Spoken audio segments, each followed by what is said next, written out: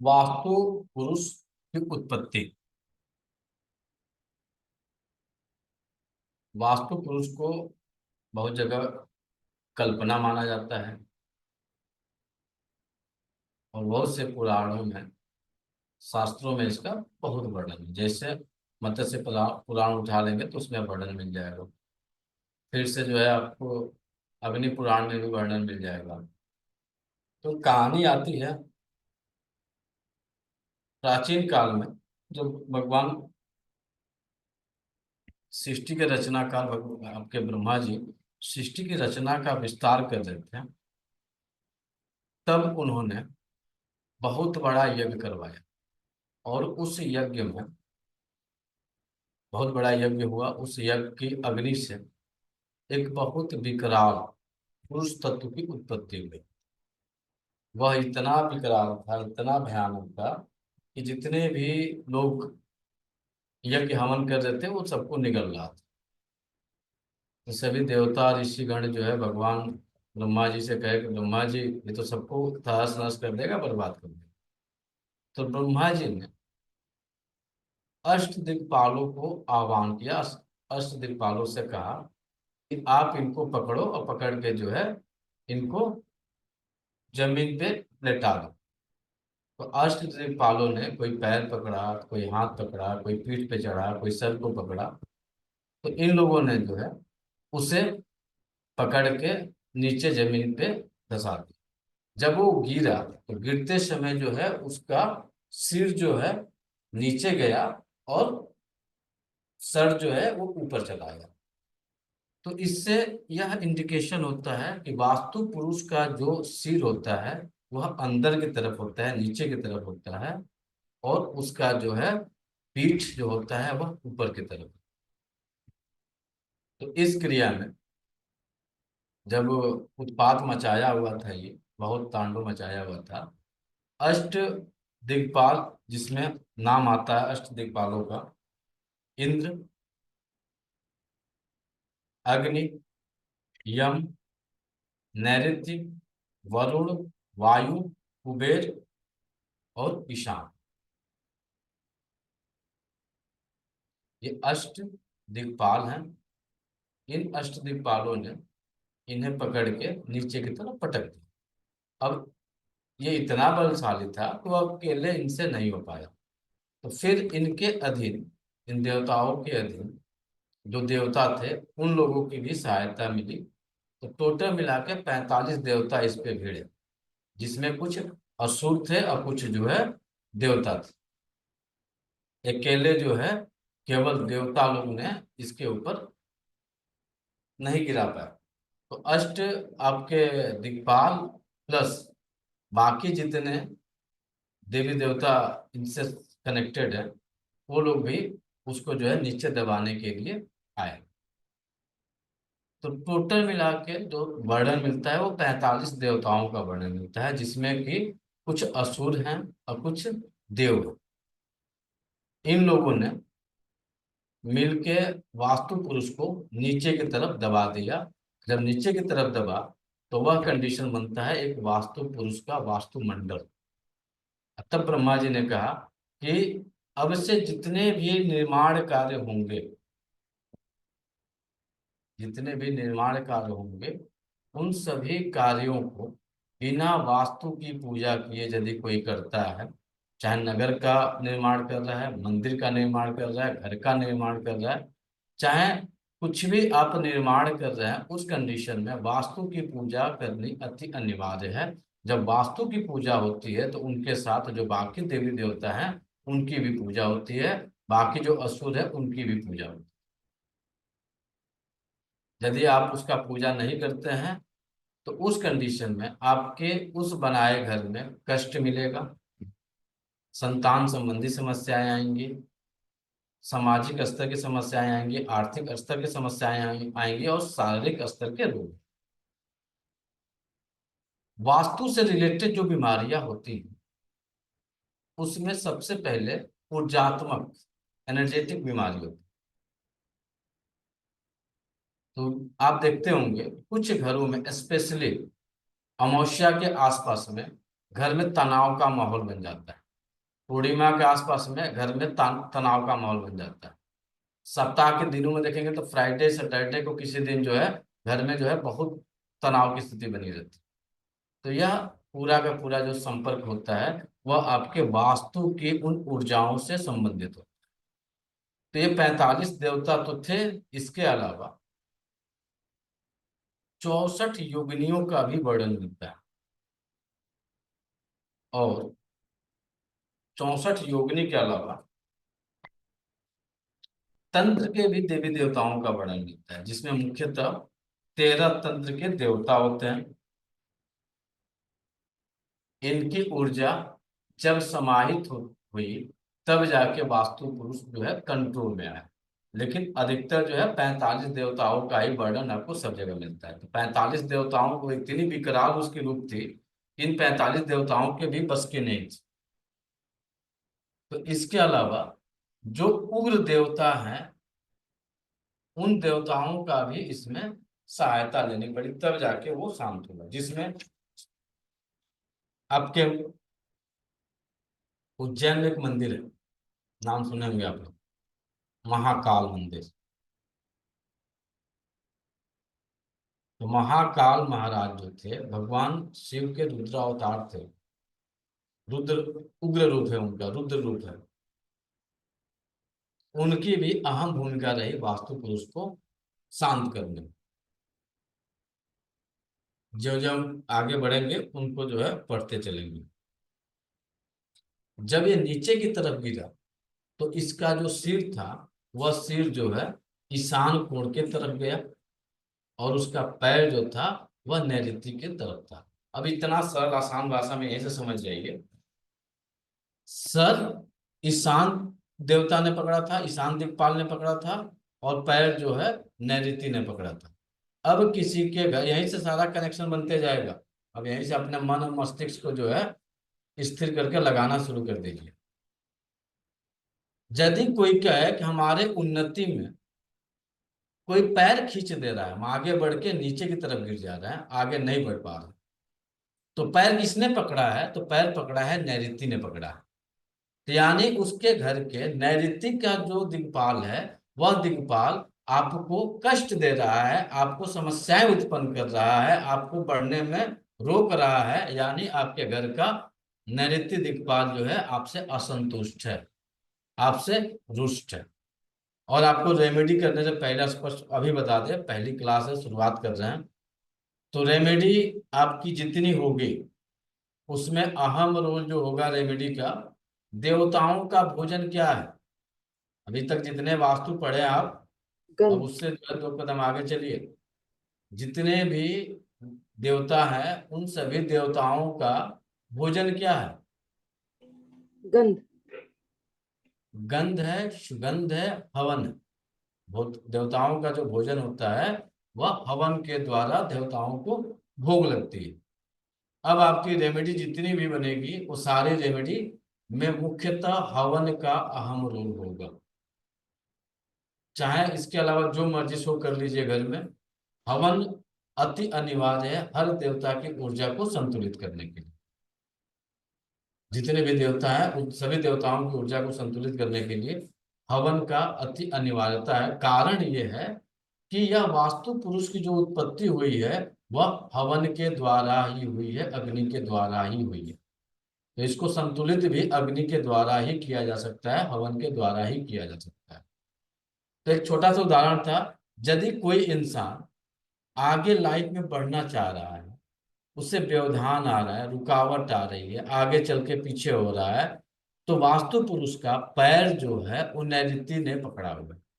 तो उस कंडीशन में सीधा यदि कोई कहे कि भाई साहब बहुत मेहनत करते हैं, ऊपर चढ़ के डाउनफॉल चला आता है, मेहनत हमारा असफल हो जाता है, तो तुरंत आप उस इंसान के नैऋत्य कोण को पूछेंगे कि यहाँ पे कहीं असंतुलन तो नहीं है।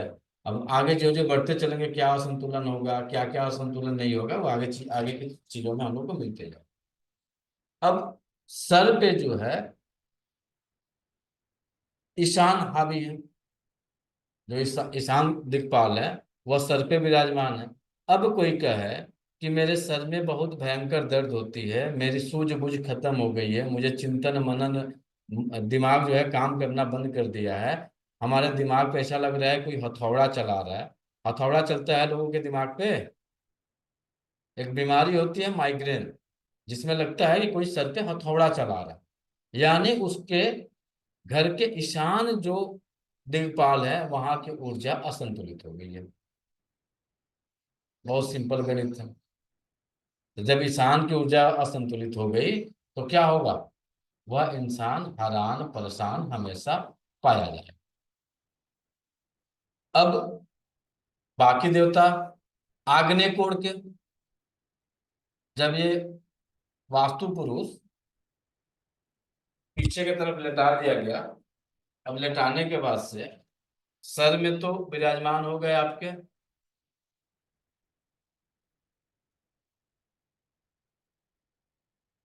सर में विराजमान हो गए ईशान,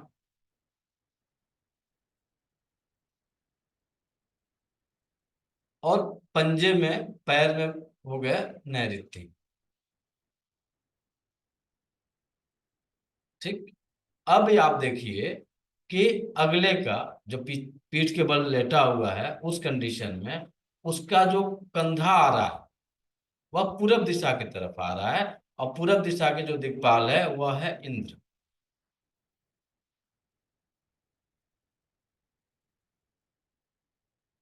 उत्तर दिशा के कंधा वह है आपके कुबेर। कंधे का देखिए कितना जबरदस्त डायग्नोस है।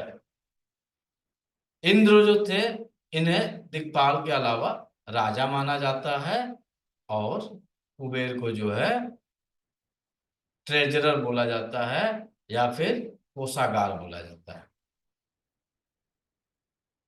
अब किसी के कंधे में, किसी भी इंसान के कंधे में बहुत ज्यादा दर्द हो रही है, या उसके कंधे का उठना बैठना ऊपर नीचे करना समस्या आ रही है, और खूब ट्रीटमेंट करा रिजल्ट नहीं मिल रहा, और वास्तु पुरुष का जो कंधा है, दोनों कंधों पे एक पे कुबेर सवार है, दूसरे पे इंद्र सवार, तब जाके वो नीचे लेट पाया है।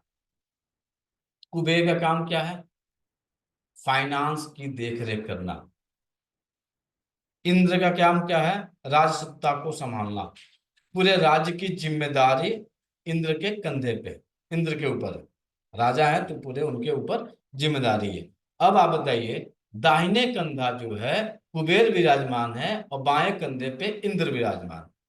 अब यहां से डायग्नोस बनेगा, यदि किसी इंसान के कंधे के ऊपर बहुत ज्यादा प्रेशर आ रहा है, दर्द है, कंधा उठ नहीं पा रहा है, कंधा झुक रहा है, कंधा डाउन हो रहा है, अब आप देखेंगे कि दोनों कंधे में कौन सा कंधा अप एंड डाउन। आप सीधा बैठ जाइए, एकदम एकदम रिलैक्स होकर सीधा बैठिए, और आप देखिए कि कौन सा कंधा जो है डाउन हुआ है, कौन सा कंधा उठा हुआ है। अब यहां से यदि राइट कंधा झुका हुआ है तो उसका कोषागार से संबंधित इस कंधे पे प्रेशर पड़ा हुआ है, और यदि लेफ्ट कंधा झुका हुआ है तो उसको जिम्मेदारियों से संबंधित प्रेशर पड़ा हुआ है। खेल समझ में आया?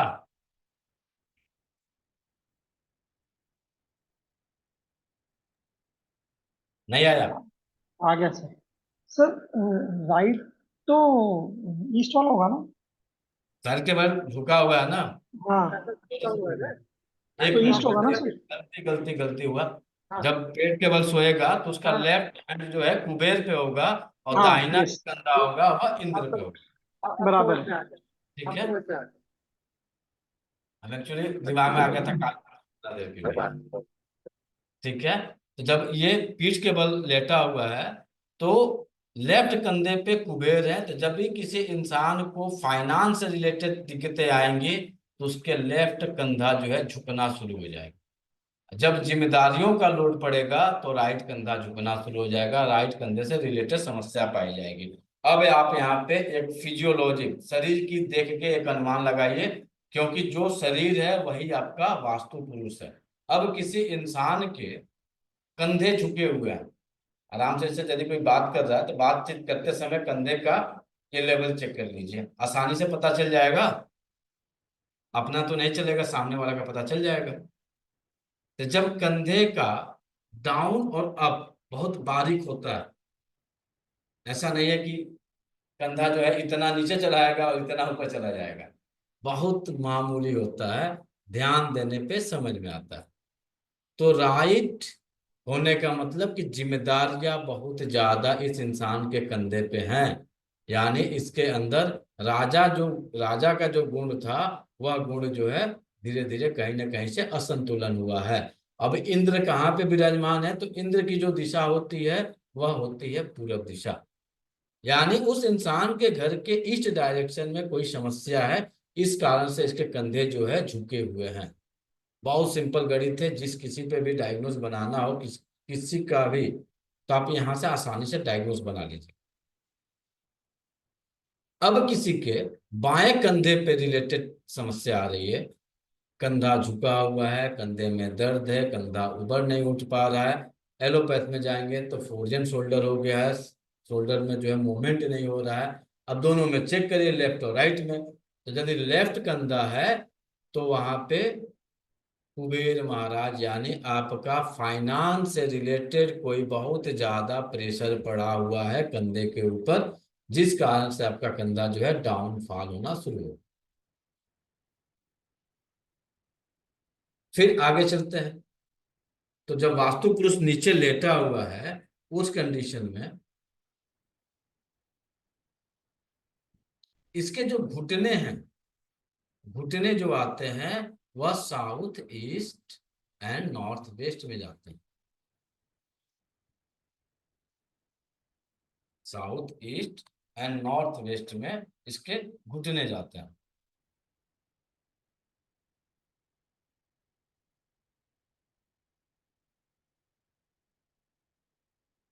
ठीक है। अब साउथ ईस्ट में अग्नि का स्थान है, यहाँ के जो आपके दिक्पाल है वह अग्नि है। और नॉर्थ वेस्ट के जो दिक्पाल है वह वायु।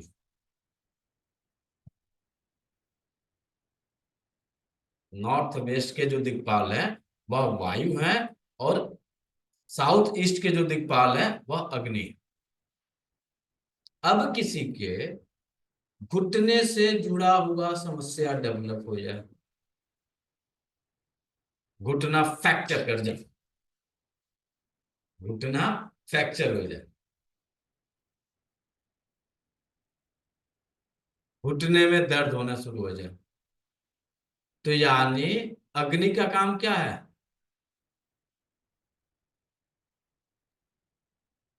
अग्नि ऊष्मा देना, चलाना। आगे बढ़ाना, ऊर्जा को बदलना। अग्नि का काम है ऊर्जा को बदलना, ऊष्मा देना, आगे बढ़ना। तो यदि किसी के राइट नी में पेन हो रहा है, राइट नी में फ्रैक्चर हो गया, राइट नी में कोई दिक्कत आ गई, तो उस कंडीशन में उसके घर की अग्नि तत्व असंतुलित है। प्लस प्लस क्या होगा? अग्नि तत्व से असंतुलित हो गया, अग्नि देवता जो है वहां पे क्या कर रहे हैं? आपको दंड दे रहे हैं। जितनी समस्याएं आ रही हैं, ये देवी देवता जितने आपके देवता हैं, यह देवता आपको क्या कर रहे हैं? कष्ट दे रहे हैं। जब ये संतुलित रहते हैं तो आपको कष्ट नहीं देंगे। तो जब राइट घुटने से जुड़ा हुआ कोई समस्या क्रिएट हो रहा है, तो आपके अग्नि देवता की ऊर्जा असंतुलित है, आपके पास उष्मा की कमी हो गई, आपकी ऊर्जा अब चेंजिंग नहीं हो रही है। अब यहाँ पे देखिए, यदि फ्रैक्चर हो गया, भगवान ने सजा दे दिया, फिर क्या होगा?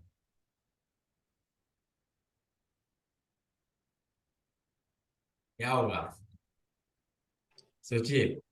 नहीं डाल पातेंगे। क्या होगा? नहीं डलवा देंगे। नया घुटना लगेगा। लगता है ना सर अभी तो। सोचिए भाई। देखिए, ये अष्ट अभी आपके अष्ट दिक्पाल पे हैं। 81 देवता के बारे में जानना है, थोड़े बहुत नहीं है, 81 देवता हैं। चल नहीं पाएंगे, उठ बैठ नहीं कर पाएंगे। टोटल बढ़ के 156 देवताओं की संख्या होगी, 156 देवता। जब फ्रैक्चर हो गया, जब घुटना टूट गया, जब घुटने का दर्द बढ़ गया, तो यह इंडिकेशन है कि आप अब ऊर्जा को बदलिए। यह इंडिकेशन है। भाई घुटना फ्रैक्चर हो गया तो बदलाव तो करेंगे ना जी। आपके चाल में बदलाव होगी, आपके बात में बदलाव होगी, आपके उठने बैठने में बदलाव होगी, तो प्रकृति आपको क्या इंडिकेशन कर रहा है कि अब बदलाव करो। दूसरे तरफ कौन है? वायु है। वायु का काम क्या है? गति देना, मोमेंट देना। लेफ्ट टूटा तो तुमको गति की जरूरत है, अब आगे बढ़ने की जरूरत है। अब जो है इस ऊर्जा को संतुलित करो और आगे बढ़ जाओ। राइट टूटा, राइट में दर्द है, राइट में कोई समस्या आ रही है, साउथ ईस्ट, अब तुम्हारी ऊर्जा को जो है उष्मा देने की जरूरत है, अब ऊर्जा को बदलने की जरूरत है। वायु के पास बदलने की जरूरत नहीं है, आगे बढ़ने की जरूरत है। अग्नि के पास बदलने की जरूरत है, अब ऊर्जा तुमको इनहेंस करने की जरूरत है। अब एक व्यापारी का पैर टूट गया, ठीक है सर, एक व्यापारी का पैर टूट गया, यह इंडिकेशन क्या कर रहा है?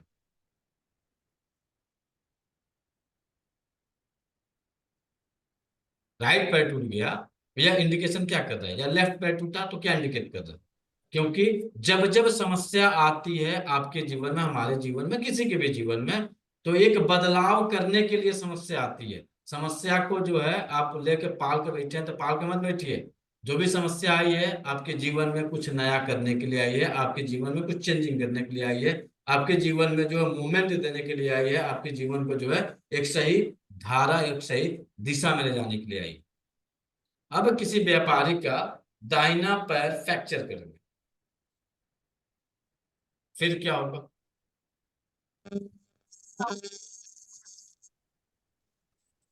व्यापारी है, यानी साउथ उसके एनर्जी को व्यापार चेंज में, करने की जरूरत है। अरे फिटनेस भैया को चेंज करेगा, कुछ लाइन बदलेगा। व्यापार में अवरोध आ जाएगा, तो व्यापार में अवरोध आ जाएगा।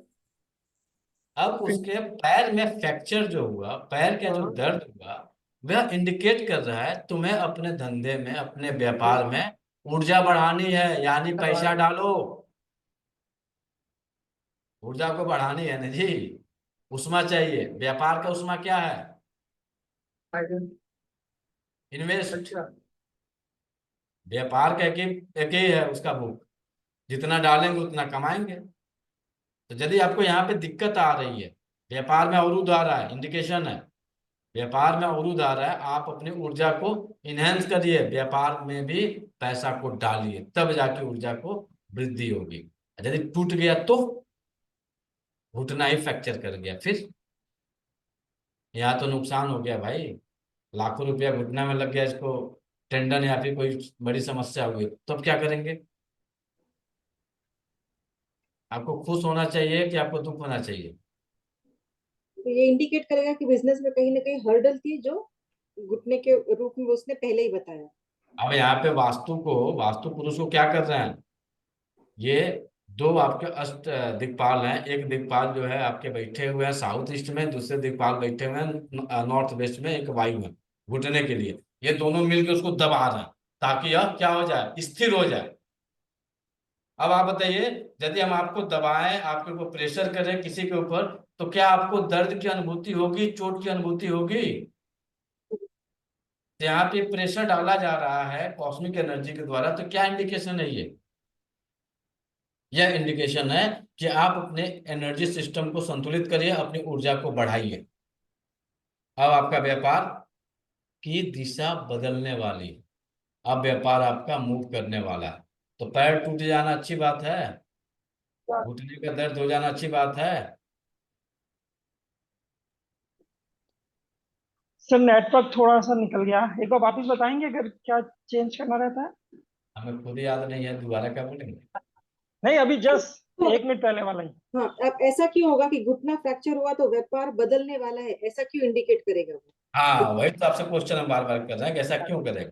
हाँ, तो वही तो, ऐसा क्यों करेगा? क्योंकि फ्रैक्चर हुआ तो उसका नुकसान होना फ्रैक्चर हुआ तो पहले उसका तो से। नुकसान हो गया। हाँ, दाहिना घुटना हुआ तो नुकसान हो गया, बायां घुटना हुआ तो नुकसान हो गया। अब यहाँ पे दो दिक्पाल है जो कि वास्तु पुरुष को ऊपर से प्रेशर दे रहा है।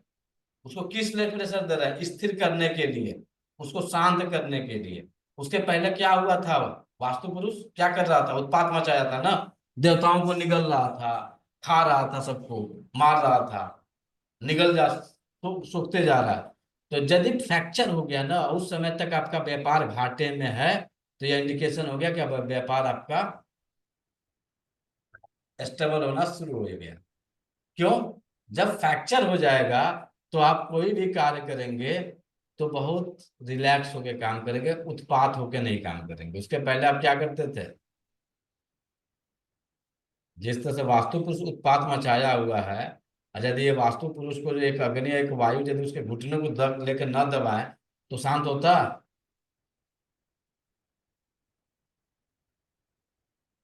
नहीं समझ में आ रहा?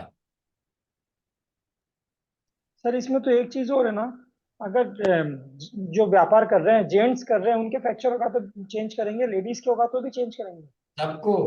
फ्रैक्चर ही नहीं, घुटने का दर्द भी हो गया तो इंडिकेशन हो हाँ, गया अब बदलाव की जरूरत है। लेफ्ट में है तो अब गति देने की जरूरत चाहे लेडीज के हो चाहे जेंट्स है। के हो। हुआ तो मूवमेंट देने की जरूरत है। और आपको यदि राइट में हुआ तो बदलाव की जरूरत है।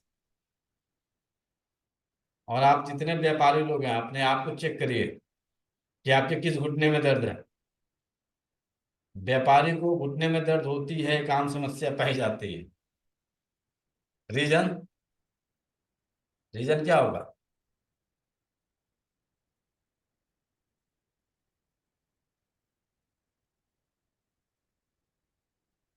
यूजली प्रॉफिट और लॉस के हिसाब से सब होता है उनका। कारण ये रहता है कि जब अगला गल्ले पे बैठता है ना, आज ना कुर्सी लग गया, चेयर लग गया, टेबल लग गया, तो पहले के समय में जब व्यापारी व्यापार करते थे तो दोनों घुटनों को मोड़ के बैठते थे, और उसके पीछे जो है इतना बहुत बड़ा जो है तकिया लगता था, गद्दी लगती थी। सही? तो व्यापारिक दृष्टिकोण आज भी वही है। आज भी जो बड़े व्यापारी है वो गद्दी पे ही बैठते हैं, चाहे वह गद्दी उनके घर में लगी हुई है, चाहे वह गद्दी उनके ऑफिस में लगी हुई है। लाख टेबल आ गया, चेयर आ गया, कुछ भी आ गया, जितने बहुत टॉप लेवल के व्यापारी हैं तो उनके जुबान से यही निकलेगा, गद्दी अब नहीं छोड़ेंगे, गद्दी अब छोड़ के बेटे को गद्दी दे देनी है। यही सब तो होता है कि नहीं होता है? ये नौ धड़ायणों की बात हम नहीं कर रहे, माफी चाहेंगे। बराबर वो है। हम हो या कोई भी हो, नौ धड़ायणों की हम बात नहीं कर रहे हैं। जितने भी जैन समाज से जुड़े हुए हैं, अग्रवाल समाज से जुड़े हैं, मारवाड़ी समाज से जुड़े हैं, आपके घर में आज भी किस शब्द का यूज होता है? ऑफिस का यूज होता है कि गद्दी का यूज होता है? गद्दी। गद्दी का यूज होता है। क्यों? ऑफिस दे देते हैं बेटे के जिम्मे, ऐसा तो नहीं सुनने को मिलता है। गद्दी की बात होती है। जब कोई गद्दी पे बैठता है तो क्या करेगा? पैर मोड़ के बैठेगा। जब पैर मोड़ के बैठेगा तो क्या करेगा? लंबे समय तक पैर में बैठेंगे तो पैर के ब्लड सर्कुलेशन की कमी होगी, उससे रिलेटेड समस्याएं आएंगी आपको। किसी किसी को कुछ नहीं होता है, पूरा 12 12 14 14 घंटा बैठा हुआ है, कहीं दर्द नहीं है, कहीं पैर नहीं फैला रहा है, कहीं कुछ नहीं हो रही है। लेकिन किसी किसी को हर 10 मिनट बाद पैर फैलाना पड़ रहा है। यानी साउथ ईस्ट डायरेक्शन, अग्नि जो दिक्पाल है, अग्नि दिक्पाल की ऊर्जा जब आपकी असंतुलित हो जाएगी घर में, तो आपके घुटने से रिलेटेड समस्या आएगी। और वह इंडिकेट करेगी कि अब जो है उष्मा को बदलो। जो अग्नि का गुण है ना, उष्मा को बदलना, उसका गुण है बदलने का, आगे बढ़ने का। तो अब यह इंडिकेशन है कि अपने व्यापार में कुछ सिस्टमैटिक चेंज करो। पैर में दर्द हो गया, पैर में चोट हो गया, तो अग्नि यह आपको इंडिकेट कर रही है कि अब आप अपने व्यापार में कुछ चेंजिंग करो। चेंजिंग क्या करेंगे? जो पुराने धल्ले से बिजनेस व्यापार कर रहे हैं, अब आप बताइए, आज के डेट में डिजिटल मार्केट हो गया, डिजिटल दुनिया हो गई, तो यदि वो पुराने धल्ले पे व्यापार करेंगे तो व्यापार चलेगा? चलेगा कि नहीं चलेगा? नहीं चलेगा। लास्ट में उनको दुकानदारी बंद करके भागनी पड़ेगी। इंडिकेशन क्या है? राइट है तो बदलाव है, लेफ्ट हो रहा है तो भैया जो धंधा है उसको कंटिन्यू आगे बढ़ाने पे काम करो। अब वास्तु पुरुष के आगे कितने दिक्पाल हो गए? दिक्पालों की संख्या 4 आपने पढ़ लिया। एक, दो, दो, चार ने 6 पढ़ लिया ना सर? 6 पढ़ ली। अब जो है यम जो है वह आपके कमर पे हैं, और वरुण जो है वो आपके लेफ्ट कमर पे है। वरुण लेफ्ट पे है, यम जो है राइट पे है। टोटल मिलके 8 दिक्पाल बने।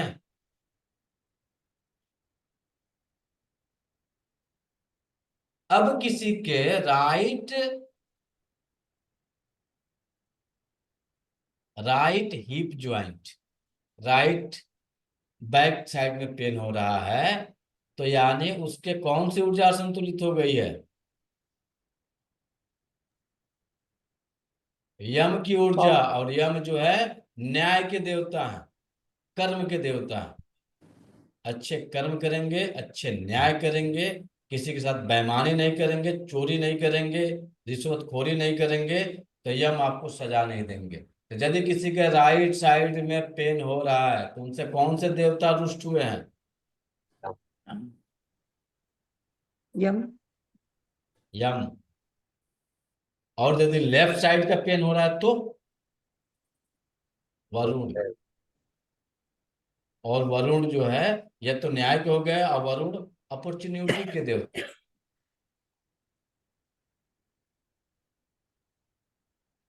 लेफ्ट साइड में पेन हो रहा है तो आपकी अपॉर्चुनिटी ब्लॉक कर रही है, आपका धंधा पानी जो है आ ही नहीं रहा, आराम से बैठे हुए। अगले से पूछिए लेफ्ट साइड में कोई दिक्कत तो नहीं आ रही है? यदि अगला कह रहा है कि हाँ भाई हिप में पेन होता है, थोड़ा बहुत पैर में खिंचाव होता है, पैर से सीधा नहीं हुआ जाता है, झुनझुनी होती है, यहाँ पे हल्की स्वेलिंग भी है, तो यानी उसकी अपॉर्चुनिटी में ब्लॉकेज हो रहा है। अब आपका ट्रीटमेंट क्या कहेगा? हमें अब वरुण देवता की ऊर्जा को संतुलित करनी है। यम राइट साइड है, राइट हिप में पेन है, राइट साइटिक नर्व में पेन है, राइट साइड में है, तो यानी आपको यह महाराज ये इंडिकेट कर रहे हैं कि भैया बेईमानी करना, किसी को तकलीफ देना, किसी को अन्याय करना छोड़ दो। सीधा शरीर आपका वास्तु पुरुष के अकॉर्डिंग है, वही सिस्टम सब काम करता है। अब आप जानिए कि आप बेईमानी करते हैं, किसी के साथ अन्याय करते हैं कि नहीं करते हैं। प्रकृति की एनर्जी कर रही है कि आपने कहीं ना कहीं बेईमानी किया है, तो इसलिए आपको राइट साइड में पेन है। भले अपने आप को बन जाइए एकदम गांधी जी, नहीं है। एनर्जी तभी बदलेगी जब आपने उस कष्ट को सहन, जितना दिन ये दर्द रहेगा, सीधा गणित जानिए, ने कॉस्मिक एनर्जी का खेल, ऊर्जात्मक ऊर्जा का खेल जो होता है, ये उतना दिन तक दर्द रहेगा जब तक उसकी आप पूरी सजा न भुगत लीजिए। जितना बड़ा आपने अन्याय किया होगा उतना बड़ा सजा आपको मिलेगा। कुछ मैटरों में जो है बाय बर्थ आता है, कमर के नीचे पैर काम नहीं करता है, तो ये पूर्व जन्मों के कर्मा होते हैं, इस जन्म में उसको आप भुगत रहे हैं। और इस जन्म पे यदि रिसेंट में जन्म के बाद, जन्म के कुछ सालों के बाद हो रहा है, कुछ साल यानी 12 साल के बाद से कोई समस्या आ रही है, तो कहीं ना कहीं आपने अन्याय किया है, आपने अपने कर्मा से जो है किसी न किसी को तकलीफ पहुंचाया है।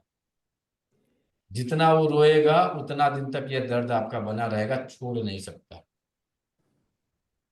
बहुत सिंपल गणित। चाहे आप किसी के साथ अन्याय करके भूल जाइए, चाहे जो है आप याद रखे रहिए, जब तक वह पूरा का पूरा सिस्टम सुधरेगा नहीं तब तक आपका दर्द जाएगा नहीं। डॉक्टर बदलते रहिए, दवा बदलते रहिए, फिजियोथेरेपी कराते रहिए, मसाज कराते रहिए, एक्यूप्रेशर करते रहिए, आराम मिलेगा, फिर जाके सामने खड़ा हो जाए। दोष कहाँ का है? साउथ डायरेक्शन का दोष। यम दिग्पाल ऊर्जा जो है आपसे रुष्ट हुआ है, इसलिए आपको जो है इस तरह की सजाएं दे रहा है। तो यमराज को संतुष्ट किया जाता है?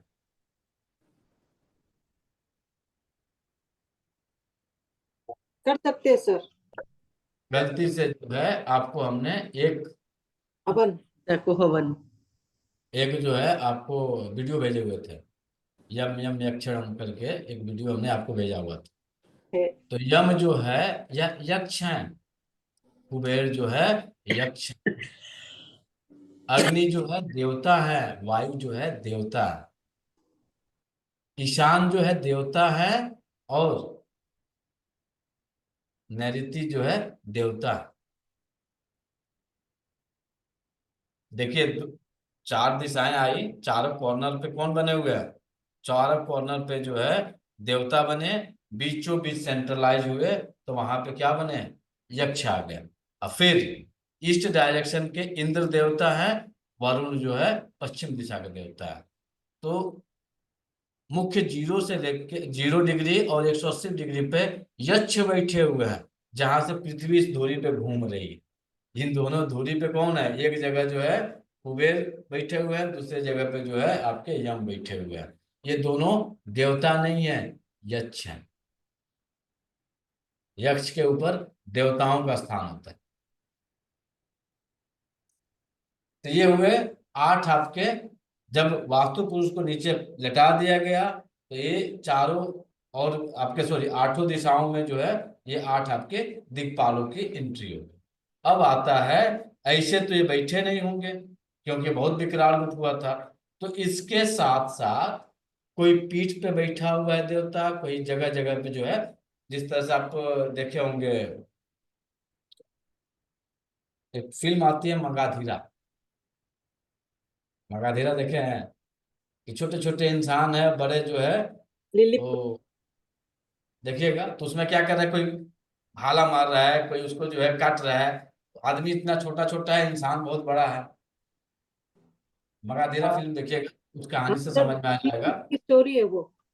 हाँ लिलीपुट्स की स्टोरी आती है वो लिलीपुट्स होते हैं जो बड़ा वो मगाधीरा जाता है उनके देश में हाँ, चला है। तो आपको यूट्यूब पे फिल्म मिल जाएगा, देख लीजिएगा किस तरह से जो है वही आकार में जो था वास्तु पुरुष था, और देवी देवता क्या थे? छोटे छोटे थे। तो जगह जगह सब लोग पकड़ के उसको नीचे दबाने की कोशिश कर रहे। सेम कहानी वास्तु पुरुष का जो है, मगाधीरा वाला चैप्टर उठा लीजिएगा, उस फिल्म की स्टोरी को समझिए, कैसे उसको छेदा जा रहा है, कैसे पकड़ा जा रहा है, कैसे बांधा जा रहा है, कैसे उसको गिराया जा रहा है। उसी तरीके से जो है वास्तु पुरुष को नीचे गिराया गया।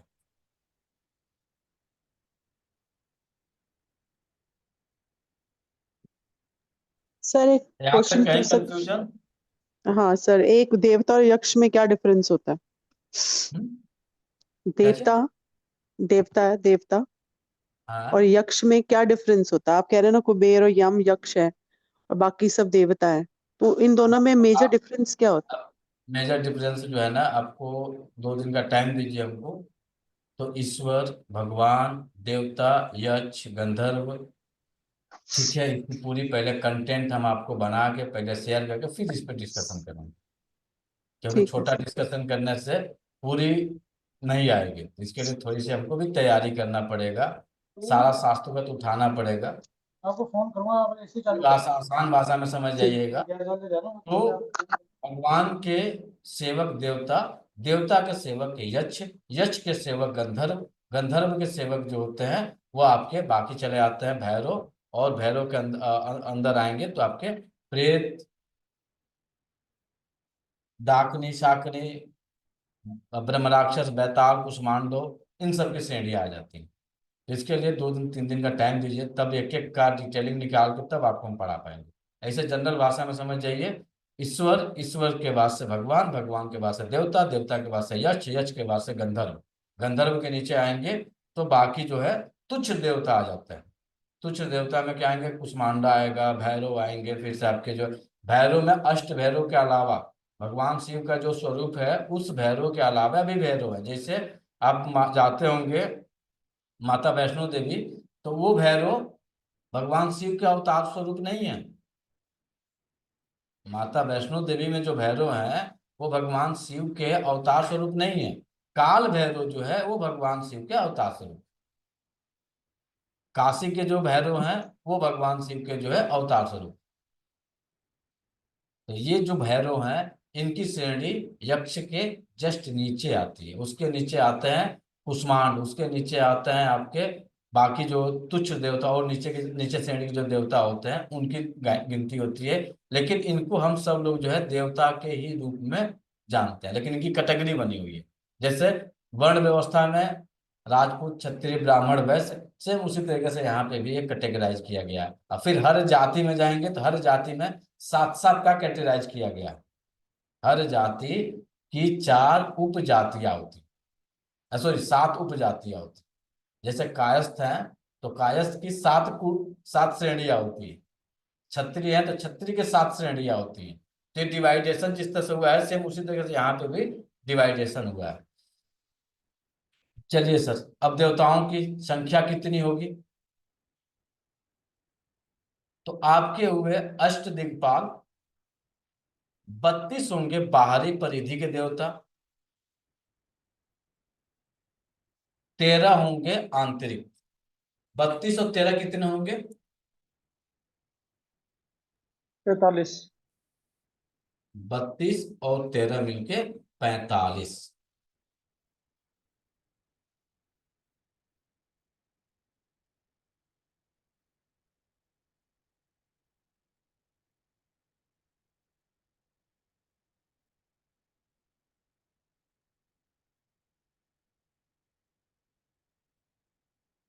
ये जो 32 देवता हुए, 32 देवता में जो है सिखी से शुरू हुआ,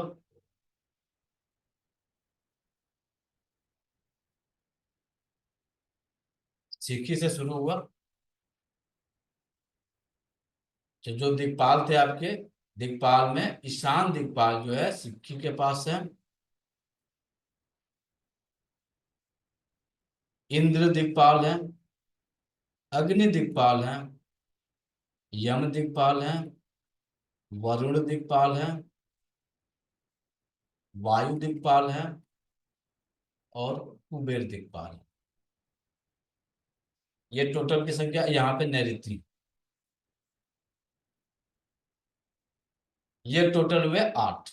अब इसके अंदर जब हम जाते हैं तो परिधि में, परिधि मतलब किनारे किनारे जो देवताओं की संख्या है यह होती है 32। सिखी, पर्जन्य, जयंती, इंद्र, सूर्य, सत्य, वृष, आकाश, अनिल, पूषा, वितत, गृच्छत, यम, गंधर्व, भृंगराज, मृग, दैवारिक, सुग्रीव, पुष्यदंत, वरुण, असुर, सोस, पाप, रोग, नाग, मुख्य, भल्लाट, कुबेर, चरक, चरक को ही कहा जाता है धन्वंतरी, अदिति को कहा जाता है आपको अलक्ष्मी, दिति को कहा जाता है लक्ष्मी, सिखी।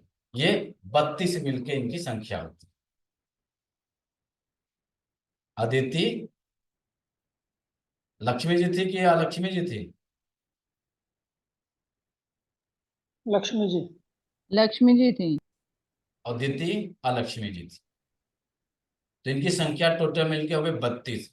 इन 32 के अलावा 13 देवता जो है अंदर होते हैं। 13 देवता में 32 ये हुए। 32 के बाद से 1 2 3 4, 4 देवता जो है केंद्र स्थान से उसके चारों तरफ 4 देवता होते हैं, जिसमें पृथ्वीधर, अर्यमा, विवस्वान और मित्र। अब इनके बीच में 2-2 देवता होते हैं। 2-2 देवता कौन? आप बस ईशान की तरफ, सविता, सावित्र अग्नि की तरफ, इंद्र और जय नैऋति की तरफ, रुद्र, राजयक्षमा आपके वायु की तरफ, और बीच में होते हैं ब्रह्मा। कितने हुए? 4 ये हुए, 2 2 4 2 6 2 8, 8 4 12 और बीच में आपके ब्रह्मा जी। टोटल मिला के 13। 32 धन 13, 45 हुए। और 8 आपके दिग्पाल, 45 और 8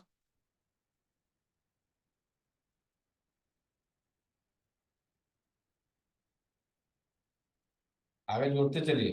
52 सर। 13 देवता तंत्र के होते हैं। 13 देवता तंत्र के होते हैं।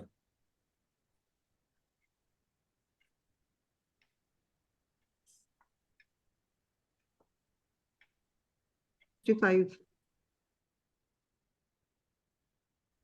20 देवियां सिरा और वंश की होती हैं। जो हमारे शरीर में वेन्स होते हैं, नाड़ियां होती हैं, उनकी संख्या होती है 20।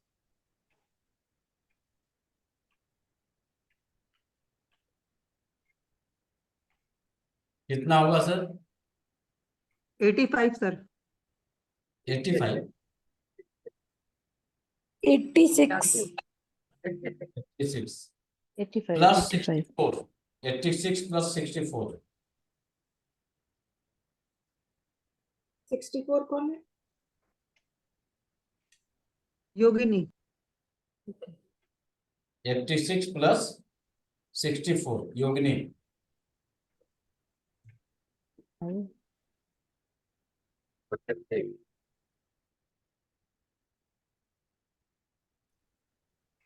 कितना हुआ? 150।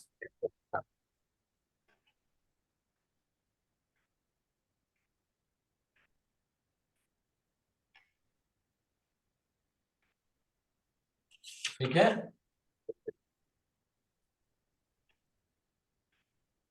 और 6 विशेष शक्तियां होती हैं। 6 जो होती हैं विशेष शक्तियां होती हैं।